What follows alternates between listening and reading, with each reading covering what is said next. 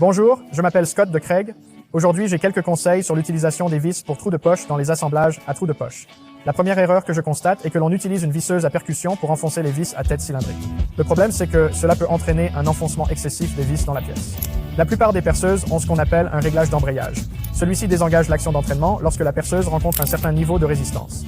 Un réglage élevé de l'embrayage arrêtera la perceuse lorsqu'elle rencontrera une résistance assez importante, tandis qu'un réglage plus bas arrêtera la perceuse lorsqu'elle rencontrera une résistance beaucoup plus faible. Pour les trous de poche, je recommande de régler la perceuse sur une valeur plus basse afin qu'elle ne soit pas trop sollicitée par la vis. Vient ensuite le choix de la vis. Pour les bois tendres et les contreplaqués, utilisez une vis à trous de poche à filetage grossier. Et pour les bois durs, utilisez une vis à filetage fin pour éviter que le bois ne se fende. Une fois la vis choisie et la perceuse réglée, il faut maintenant fixer le joint. Il y a plusieurs façons de le faire.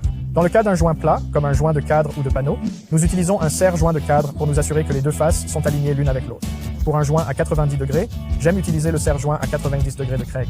Cela permet de s'assurer que le joint est maintenu à l'endroit voulu pendant que j'enfonce les vis. Pendant que vous enfoncez la vis, je vous recommande d'y aller à un rythme lent et régulier et de veiller à ce que votre perceuse soit inclinée vers le haut, près du matériau, afin que la mèche ne glisse pas hors de la tête de la vis. Et c'est ainsi que vous obtenez un assemblage par trou de poche.